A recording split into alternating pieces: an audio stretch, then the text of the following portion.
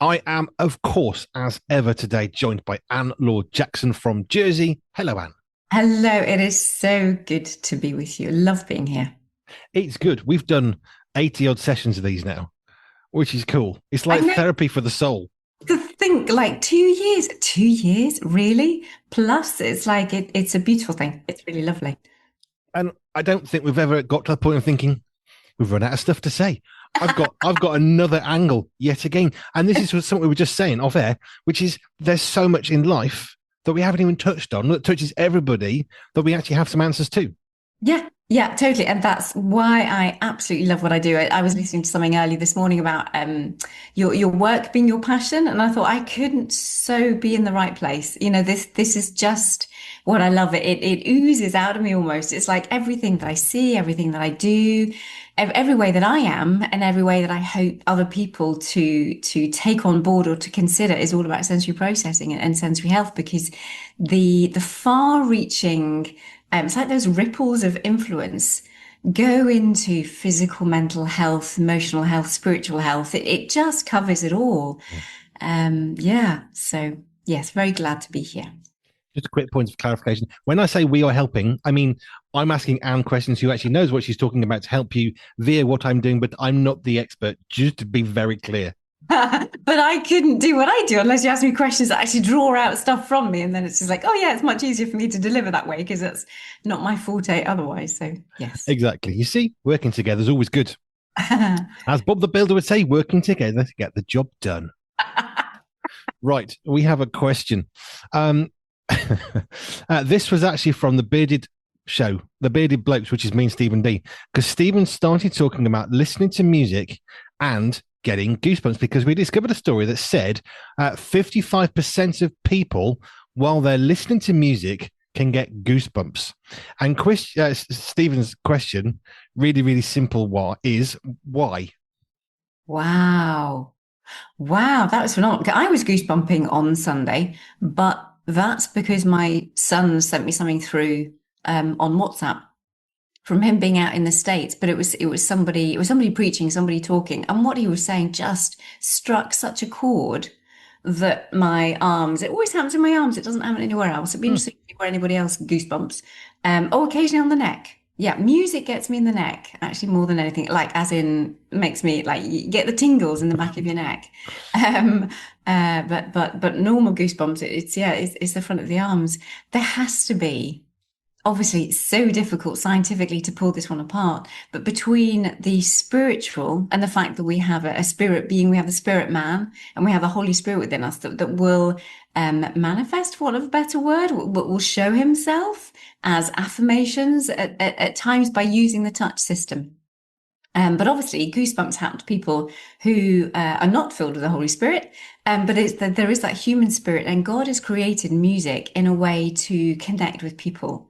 And obviously, I have no idea. I have not looked into it in any shape or form, but I do know, yeah, that it happens. And there is something within our physicality that connects to music in a way that, yeah, it transcends. It goes beyond our frontal lobe cognitive thinking, which is in the front of our brain, and connects to our body because we are designed, our whole bodies are designed to appreciate the world and interact with the world. And music affects, goes into all aspects of us. Yes, it goes into our ears, but it also does go into our skin. And there's maybe one aspect of it that, say, those lower frequencies activate, they physically do activate the tactile receptors in the skin. We know that much. If you've been at a rock concert or if you've got a teenage boy, he is likely to turn the bass up if he's in the car and he will, drive through and blast things out, or they've got it full on volume in their rooms because it just helps them feel their own bodies when maybe they are under responsive in their tactile systems,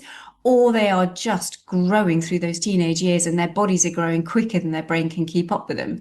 So turning up the volume gives more vibration, which is picked up by the tactile system. And certainly those bass notes, or the bass area, those bass frequencies hit the body in a different way. I don't know how they would cause goosebumps. I think there's something extra happening there, but certainly the tactile system, that the touch system picks up vibration massively. I've got two thoughts on this one. One of Hmm. which is if you are listening to music, and you've got speakers in front of you, so anybody else in the room can hear it with you. That's what I'm trying to refer to. In that context, your body isn't just hearing music; it's feeling music in a very, very unique way. Because, of course, as I said, lower frequencies they register differently. And I was at a big church, and when the bass comes in, I can feel it in my stomach for two reasons. One, I can actually feel it in my stomach because the sound waves from the speakers are moving in such a way that my stomach is interacting with it. And I can always feel bass sort of top of my stomach. I can feel it there. Yeah. And this is the other part. If you're listening with earphones, I've got headphones in at the moment. If I started to listen to music now so that nobody else could hear it, I'm fascinated how much of an impact that would have because we can actually not just hear music but feel it. I know we were living next to a whole family of they were all deaf in different contexts and severities, but they would be able to move to music by feeling the frequencies of the bass through the floorboards. And if you're standing there, you can actually feel it, start to tune into it. You realize you can. So that just gets me thinking: is there a difference between hearing plus seeing music? Sorry, hearing plus feeling, as opposed to just hearing, but of course it's not just hearing because it's going to vibrate, which is again your it doesn't matter whether it's audible to others or not, you are hearing and feeling music just in slightly different ways. Yeah, yeah, yeah. And so I have an auditory training program as part of the therapeutic package that I offer people. And there are two options. So the first option where you need the full in, like over ear, because we want sound to be picked up in the way that our ears are designed in a most weird and wonderful way, but for good reason, with how they pick up sound and how they can help us to pinpoint where sound comes from and stuff. But we have music that is specially modulated, specially designed and programmed computer-wise so that it helps the hearing system hit every single frequency that we hear as humans from 0 to 20,000 hertz. And that training program goes through the ears. Now, if you can afford more, I will always recommend bone conduction headphones because they have a little thing on the top of the headphones that goes down through the top of your head. And it's the vibrations that go through the cavities of your brain and of your head to impact the brain in a way that doesn't need to use the ears. So there are times that we, depending on who's listening to it and what's going on and what they need, therapeutically we can change those headphones to be pure bone conduction, which means they don't hear anything through their ears, or we have a combination of some of the music going through their head and some of it going through their ears, and we tweak those balances. And it's really settling, really organizing. It helps desensitize some individuals when they're particularly overreactive to certain sounds. There are lots of people, lots of neurodiverse people, or lots of typical people with just an issue in their auditory processing, where they're really hypersensitive to certain sounds, to certain frequencies. They can hear things next door. They can hear somebody whispering, but they can't hear like next door, but they can't hear something that's going on in that room. That they're particularly attuned to certain things, and auditory stuff can feel really painful for people. So I love the bone conduction aspect of our of our processing of our. I'm not quite sure if I can call it auditory processing, but our processing of music and our processing of vibration, which of course is what sound is effectively. Two things you just reminded me of. The family, well, it was a group of students actually that lived next door.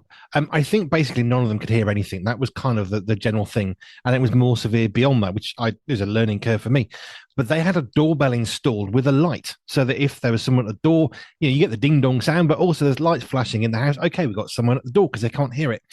Here's the thing. I had to go around one day and get their attention because the doorbell had been fitted on like extra loud, kind of, level of a space shuttle going off noise. And I had to say, please, can you turn it down? Well, we didn't know it was making a noise. And I immediately got irritated thinking, well, I can hear it next door. Old Victorian house, really thick walls. I can hear your doorbell. Oh, we're so sorry. We didn't know it was making a noise. Yeah. They turned it off because it was pointless. It didn't need to have any noise for them. That was fascinating because it's a different set of problems to you, what you normally think. But here's the other one. I used to do a lot of trucking. I've had various earpieces for talking while driving. For Bluetooth, a little boom mic coming off. The very, very best one was my absolute first one, and it was utterly, utterly excellent. Everybody I spoke to said, it's like you're in the room next to me. It's amazing. And it's because it didn't have a microphone to pick up my voice. It only picked up through the resonance in the ear. And everybody said, it sounds exactly like you are in the room with us, having a proper conversation. There's never any background noise. We can't hear anything but you. It was not super expensive, by the way. It was just one of the cheapest ones I could afford at the time. Absolutely superb. Never seen one since. And everybody said the same. It's amazing. The clarity. I would never know you were in a car or a truck. Just sounds like you're sitting next to me in a room. That is amazing. And just think, why? What happened to it then? Or why didn't it, why haven't more people done the same thing if I that's don't know. they No never got, microphone, which is perfect yeah. in that context because you want no residual noise. Uh-huh. It's fascinating. I know the military use two microphones. You see two dots on the neck because Uh-huh. one's picking up the ambient noise, one's picking up your voice, and it cancels it out. So when you're talking, you don't hear the bombs and explosions. What you can hear is the voice. Effectively, what I had in my ear going back 18 years probably was exactly that. It was picking up the vibrations, which is the noise, which just goes to show that actually vibration is how we do hear. Yeah, yeah. And it's interesting going from when I started off when I was young, when I used to do stage work, where the microphones used to be, and then the earpieces, and then it's the little bulb that would hit, come down your head, and then I, left the stage kind of scene. And yeah, I think microphone that'd be fascinating to chat with people like the almost like the evolution of microphone design and just how it's growing, how it's changing. What more are we understanding about the way that we communicate? But that's definitely seems to be one that the closer we can actually get to the vibration rather than what is coming out through the air is seems to be the best for transmitting it the most clearly. Less interference. It's that simple. Right, right. So There you I was just interesting what you spurred my mind to think of. Now, we are doing sensory healthy things, stuff, situations, scenarios. Here's one. So last time we were looking at sensory healthy, was it waking up or sensory healthy marriage? I've forgotten now what we did, how we phrased it. I can't remember. But I thought sensory healthy social media. Oh, right. Let me explain. Mm. I spend a lot of time on social media because it's part of my job. It's what I do. I scan through all sorts of things and try and work out what's going on in the world in order to influence how we can better help in the world. That's a big part of what I do.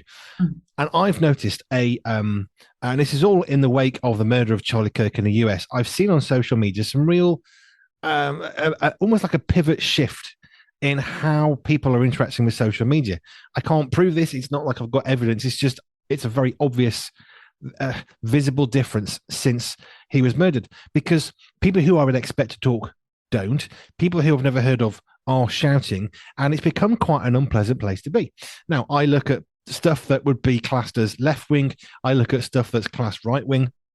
I don't care about wings. I'm just in the middle. But I like to get a balanced view from all sorts of people because then you actually get a better story. Mm. But I thought about social media specifically because two things. One, somewhere in America, they're actually discussing whether to make it illegal for under 18s to use social media, which is a fascinating concept, which as a dad, I go, oh, that's really cool. And then there's me also thinking, oh, that's freedom of speech. And I've got these kind of two parts of me thinking, oh, I don't know how I feel about that. It's making me think. I don't have a conclusion. There's the dad part, and then there's the other part. But it just got me thinking about how we use social media. And it comes down to this. I was reading somebody who said, I read this by this person. This is what I thought. And then I saw the whole thing because I just saw little tiny sound bites. And I therefore concluded X, Y, and Z. Now I've actually watched the whole thing. It's transformed who I am. And the thing with social media is where the sensory health comes in is social media can enrage us.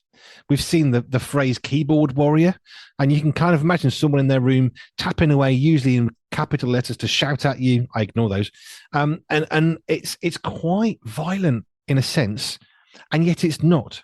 So the sensory health of what I'm asking you for, which is trying to be a longer intro, how do we do sensory health better in regards to social media when just picking up your phone and scrolling through, you're going to see stuff which is not true, which is one problem. That's not the question, but stuff that's partially true and stuff that is true. And it moves us internally so much People get angry and they do all sorts of stupid stuff as a result of social media, explicitly and exclusively so. How then can we do social media better from a sensory healthy perspective? Yeah. Wow. What a question. Um, as with anything, it is various stages along the way. There is the preparing before going in with a correct kind of mindset. I think anywhere where we just allow ourselves to, what's the word?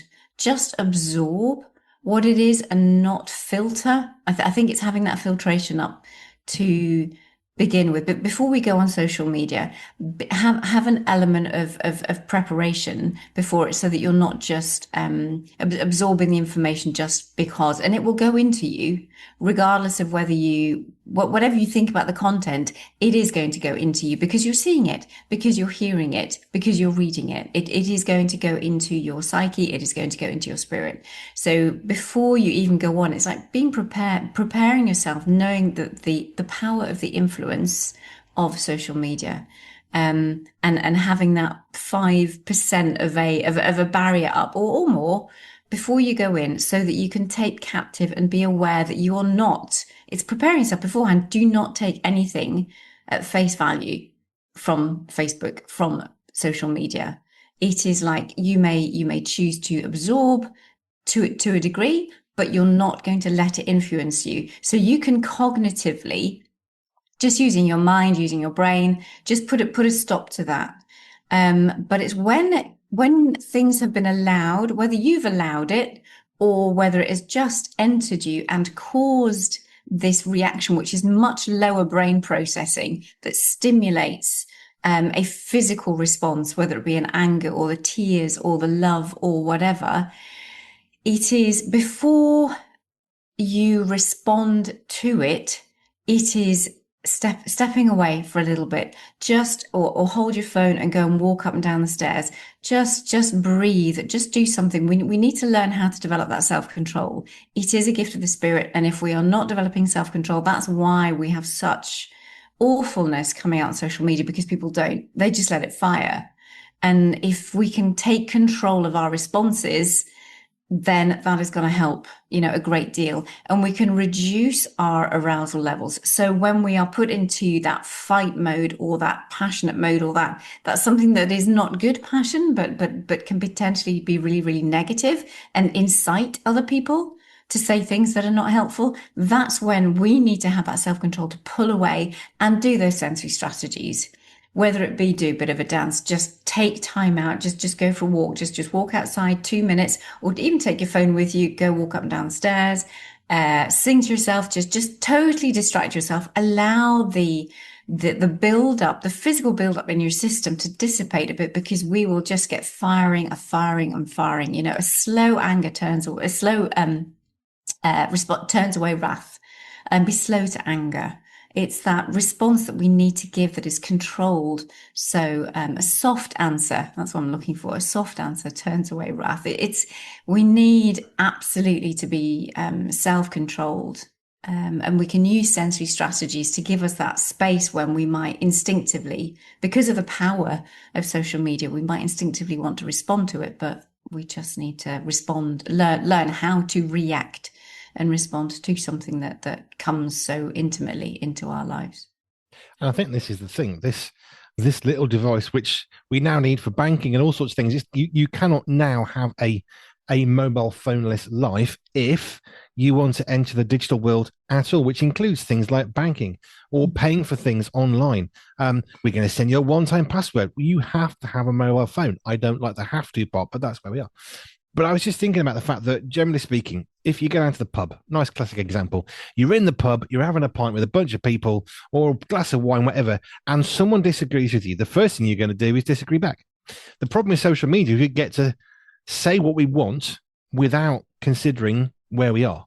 In a pub, you think, hey, there's one of me and 10 of them. I probably need to be careful how I speak right now. And they've had a bit of alcohol, so we can see that, maybe they're a bit too relaxed and might get aggressive. So we tailor it. The problem with text, emails have been classically said, text messages as was, an emoji can go so far. But hey, if you're going to be rude, you're going to be rude, and a smiley face doesn't cut it. And I think that's one of the things where I don't think there's been any real training. And this sounds almost silly, but we kind of need to be trained how to use social media, how to engage with it. I have many thoughts, which I'm not going to go into on that. But we need to think about it because in that pub scenario, you're not just going to blast away at someone you can't see. Why would you? There's every possibility they'll punch you. You know, this is life. We know this in human reactions. So we're very careful. But of course, on social media, I'm hiding behind a screen. No one knows who I am, where I live, what I do. So now I get to say whatever I want to say, unfiltered. And actually, that's not good for anybody else. And it's not good for me because now, like you're saying, it's like unfiltered anger. And the real issue is because we're not moving and, we're not playing rugby or having an argument walking down the road. Now, all of the physical reaction to that anger is fully internalized. Is that cortisol and all that? And all of a sudden, we've now got physical fright and flight while I'm sitting in my lounge with a cup of tea and a phone in my hand.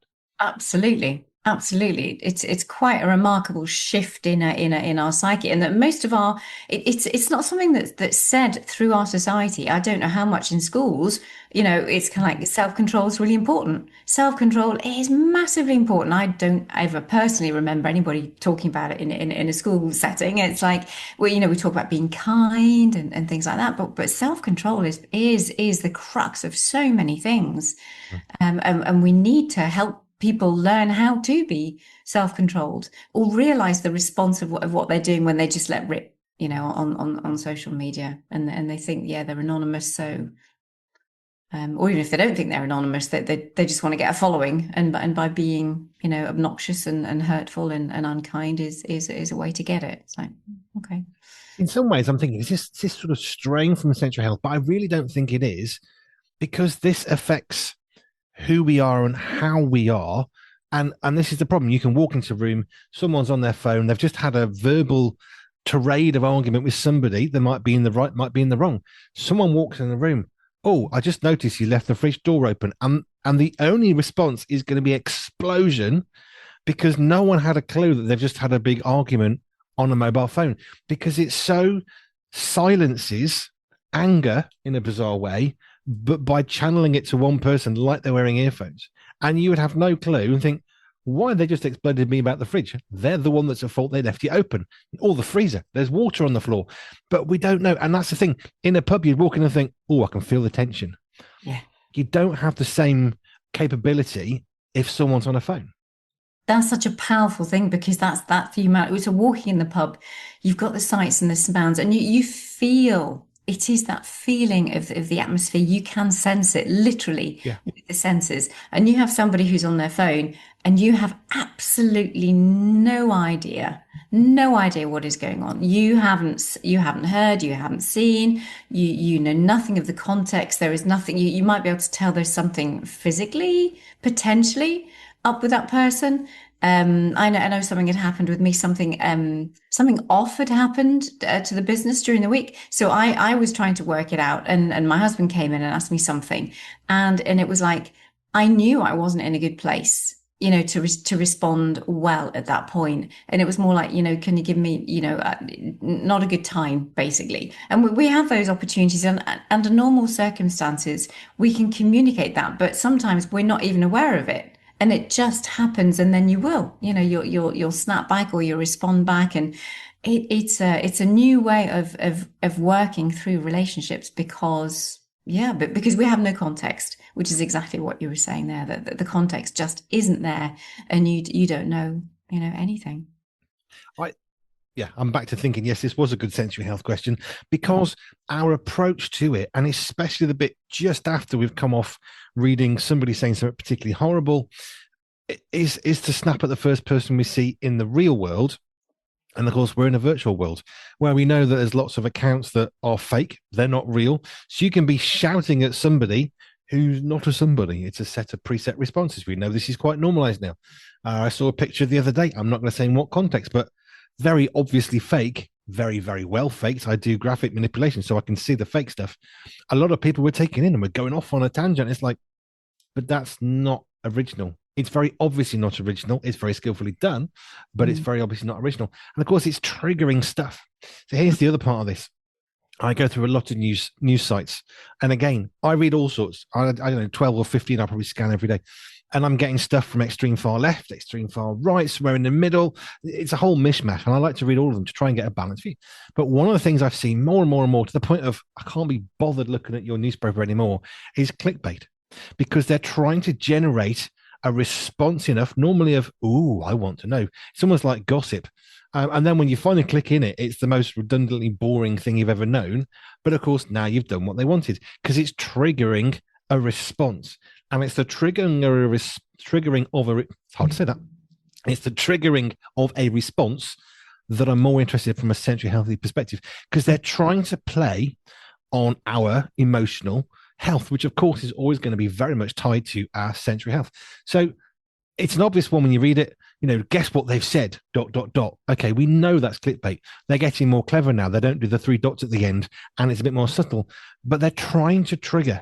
And I guess my thoughts on sensory health and social media is, how do we use it responsibly? Because when I first started on Facebook, I was just chatting people I knew from over the years, sharing photos, sharing stories. Now it's bombardment of advertisement to the point that they're all almost useless as social media platforms, because you can't see the people you actually want to see because you've been given stuff you don't want to see. And it just riles us up and disconnects us from society. So, how do we do better with sensory health when we want to know the news, but everyone's trying to clickbait us into it, which sounds like a non-sensory health question, but it's all about our response, which is very much sensory health related. Yeah, it is, and that's the foundations. It's that regulation. We call it like self-regulation. How can we be more self-regulated in how we absorb the information, how we respond to it, how we react to it? And it's that awareness raising of the impact of these things, and that we can take control. We need to take the control when others are trying to control us with the things that they feed us, and how they want us to engage with it. It's going to be really interesting over the next number of years to see how much of a shift is going to happen, and how people who are getting wiser and more controlled. I think when you're first hit with social media, goodness me, you just get drawn in because you have there's nothing that you've ever had like it. There is nothing else out there. You might get the odd advert on TV, but that's that can be powerful, but nothing like social media. So for the newbies coming into social media, or even some of our older adults who are thinking, because they've now got to get a mobile phone because of their banking, that those who are 60s plus are being absolutely forced to meet a new world that they've never had done before. And it's very easy to get consumed. So we just need to take control back as soon as absolutely possible, and monitor what our eyes see, what our ears hear, and use the physical body when we feel it affecting us, because nothing else affects us. In the normal world, you might have somebody who's a bit annoying, but you just walk away, or you learn how to deal with it, or you speak to them and you resolve it. And that's a typical sensory healthy, normal, lovely process. But you have this stuff coming on screen, and you have no recourse for that coming in and affecting you. Because actually answering back doesn't help, because it always gets twisted, and everything always just gets twisted, and people pick things up wrongly when you meant it in a different way, and it's just one big mess, really. So it's about taking control and recognizing you don't have to engage in this stuff. You do what you need to. Go to places where you know that you are not you're not going to get clickbait in the same way. It's you can choose your channels, choose things wisely. It's just take control of it, and don't just be there. There is a word I'm looking for. It's not quite absorb, but it's about just being proactive. Every time you go into social media, do it with a set focus, with a proactive way of being, and actively don't scroll. Go and choose to do the gardening. Go and choose to do some cooking. Go and choose to visit a neighbor. Do something active, so that when you do use social media, it is absolutely with a focus, with a purpose. You've got your filter on, and you have your strategies that you're not going to respond to something on social media. And maybe even just say that as a rule before you even go in for those 15 minutes a day, or whatever you choose to set for yourself. social media is one of those things that is around us. It's like websites. If you gave somebody a computer and said, go on this website, what's the website? If they're at that level, how do they know on that website what button to click? What does that mean? What's this? What's that? I remember when cookies came in from the EU, you've got to have a cookies banner. I remember having to put these stupid things in, which actually created more problems than they were trying to solve in the first place. What a shock. But we had to explain what a cookie was. Like, it's a biscuit, right? It's what you eat, but it's got nothing to do with that. It's to do with crumbs that you leave behind you. That's quite a complicated concept.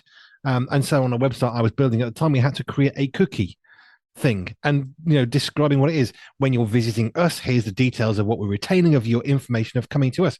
People were quite shocked. Well, how do you know those things? And then I tried to explain, well, if you've come to my website, I need to know what computer you have. I need to know where you are in the world in order to send you the data that you want to read on the screen. So actually, there's an awful lot of two-way traffic going on, which you have no clue about, which really isn't that important. I don't think. But we had to put cookies on. It's quite complicated if you don't know what it was. And if you came across a cookie on a website, you're thinking, what nonsense is this? And we have that. Why have you got this information? We've now got to tell you what people have been doing for the last 10 years. And now you're knowing what we've been doing, because if we didn't do that, you couldn't see anything. When you explain like advanced technological stuff that people don't get, copywriting photos, I don't want anyone to take this photo down. Once it's on a computer screen, they've now got a copy of your photo. Because if they didn't, it would be impossible for them to see your photo. Well, I want it not. Nobody should be able to download it. They just did. They have to be able to download it onto their computer, or the computer browser won't show it on the screen for them. And it's these things which are quite complicated, which don't really help and can bamboozle and confuse, when all you wanted to do was go on a website and order some shopping to come in a week's time. But that's all this other stuff, and it gets in the way. I've forgotten what I was going to say now completely. But anyway, I think social media is one of those things which is really good. But do you remember a conversation we had ages ago? And it was about how to have a healthy, was it a sensory healthy Christmas visit? I think when you're going to someone's house when they're really overboard on Christmas with noises and smells and people. And if you've got an overreactive child, that would be hell on earth. But it's family, right? So you've got to go. So then we looked at, how do you go to a place your child's going to react badly to, that you need to go to, and how do you get through that, navigate that? And that seems the most pertinent to using social media, because you haven't got to go and see your family member, you haven't got to use social media, but it's kind of family, right? So you probably need to go, and it's social media, so you probably do need to go. So I actually think they're quite synonymous one with another, oddly. And your advice with that was a lot about what you've said about preparation, about limiting time, walking away if you need to, being able to exit, and having a wind up and a kind of a calming down. So I'm talking more than usual, but it reminded me of that conversation we had. Yeah, yeah, that's quite remarkable. I have to ask you about your memory. Do you actually remember these things, or do you go back and listen? It's quite remarkable what you remember I about. have quite a good memory. Okay, okay. And I know I particularly have a particularly bad one, but just thinking, really? So we talked about that. I do remember the Christmas one, though. I do. Well, all the things that you said, absolutely. I mean, that's exactly what, My you know. brain should be studied. Yeah. I can see a brain surgeon. Where's the brain? What's going on? I don't know. I remember stuff in context very, very well. Like this conversation reminds me of that conversation, so I remember it quite vividly. Yeah, yeah, yeah, yeah. Yeah, no, it's good. But preparation, as you say, just we cannot just walk through life just being, and like the intentionality of everything that we think, everything that we do, but not in any oppressive way. It's just we can take control. It's funny that so many things we cannot have control over, but we can have control over our own lives and what we choose to bring into our senses, our sights, the things that we listen to, music, yeah, all of that stuff is we do have the control. So enjoy it. There's no need to control anybody else. You just need to protect and take control and enjoy the sensory inputs that you bring into your own life experience. I have no recollection of anybody ever teaching me anything to do with self control, other than maybe a couple of times at Sunday school as a little boy. And self control gets trotted out as one of the fruit of the spirit, because you draw a tree and you draw the bits of the fruit of the spirit. That's probably the closest to self control training that I've had. And that's utterly useless in that context. Because self control is something we need in society. It's something we seem to have lost the ability to do, because I think social media has given us almost what we perceive to be the right to be whoever we want to be because we can be. Whereas in normal civilized society, going down to the pub, you said after stuff you said on Facebook, they'd laugh you out the pub or make you buy the next round and you'd shut up. That's how it would be fixed. But of course, we don't have that bit on social media.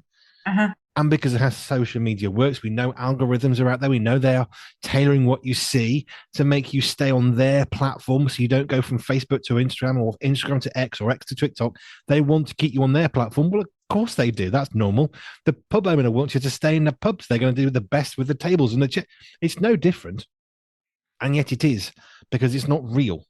And I think that's key, especially in sensory health, because it's manipulating what we feel or how we react. And we need to be very aware of that. And it's very subtle and it's very easy to be drawn in to utter nonsense. Yeah. And because our eyes and our ears are are terribly powerful for keeping us engaged in something. Smells, you'll have an immediate reaction. It will go into your limbic system and it'll bring memories and this, that, and the other, but it won't last. Like 5-10 minutes, and you passed it, or you smelt the lawn being mowed, and it's just like, oh, that's lovely. If you don't get hay fever, and those moments pass. But things that you see with your eyes and your ears, and even are so powerful and are continuous. Physical activity we can only do for a certain amount of time, and then our body's like, so our vestibular proprioceptive systems, we can only take so much. But our eyes and our ears, goodness, they are really powerful senses for engagement, and especially when it continues. So you can be on there for hours if you do not take control. And I don't know why we can't. It would be brilliant to bring up self-control as a thing, as a real priority in today's society in particular. And people, but I suppose folks don't know it's a fruit of the Holy Spirit, and why would they if we haven't told folks, or if we're not spreading the word, or if we don't talk about these things. But I know as a mum growing up, out of all the fruits of the Spirit, that was the biggest in the whole family, and one of the biggest things that we worked on. Yep. Other things came more easily, but self-control, that was like, right, okay, we really need to feed, have good soil for this, and feed this, and know how to nurture self-control, because it's really important in today's society. Thank you, Anne. I'll try and talk less next time, but you kind of got me off on a topic and I thought, oh, it's good, this. Yeah. No, it's good. Let's just keep chatting. If you want to connect with Anne Laure Jackson and to contact her, she's on Jersey, but she does a lot of work remotely. So wherever you're in the world, she can help. Anne Laure Jackson's best, easiest way of getting hold is through our website, pure247radio.org, pure247radio.org/ALJ. That will connect you to Anne Laure Jackson and more. Thank you, Anne. Thank you.